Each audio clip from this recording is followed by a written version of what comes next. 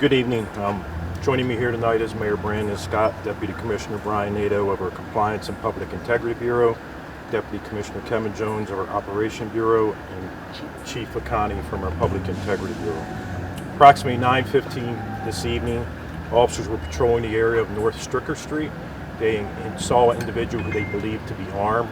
They went to engage him. The victim suspect took off running. Officers gave chase. When they caught up to him, there was a brief struggle, at which point you see a weapon in the suspect's hand. Other officers get out of the car. They engage the suspect. They open fire, shooting the individual. Individual falls to the ground. Our officers immediately render aid. Unfortunately, the young man has been pronounced deceased on the scene. He has still not been identified yet. I believe it was 3 officers who fired. Aid was immediately rendered. There was a gun recovered on the scene. At this time, we've activated our critical incident recording policy and are working alongside the Attorney General's office on this investigation. As you can see, we're still very early in the investigation. At this time, I'll turn it over to Mayor Scott. Thank you, Mr. Commissioner. As we always do with these police-involved shootings, we will go through this bit by bit. This is very early in the investigation, but I want to be clear that none of us wish to ever be here for a situation like this. And we're grateful tonight that there was no further injuries to our officers or any other community members.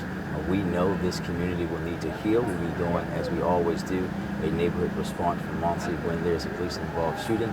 But I want to implore any and everyone who may be in a similar position to put down the guns.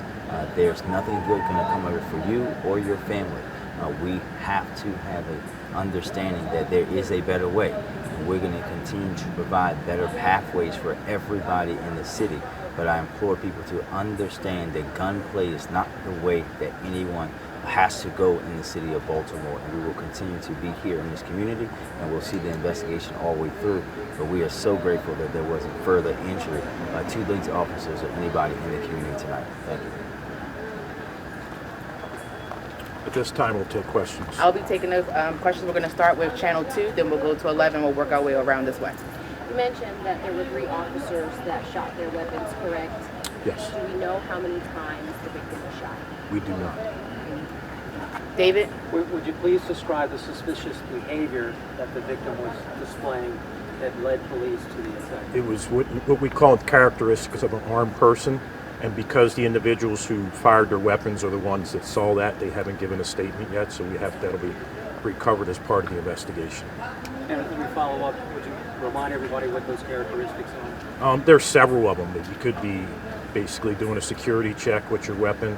The officers could have seen the gun, or they could have seen the outline of a gun under his clothes. There's any number of things that they could have seen that would have alerted them that the individual was armed. The son?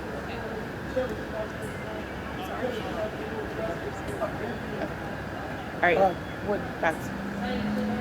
Fox? No, Fox, no questions. Okay. Could David, you follow please up? tell us what type of weapon and was there any modifications to it? We don't know yet. It's still on the scene and hasn't been completely recovered, and we haven't completely examined it yet. Any last questions? Was the gentleman by himself, or was he with anyone else? When it ended, he was struggling with one of our officers when the second group of officers arrived on the scene. He took off running as soon as our officers tried to engage him. All right. Thank you, guys.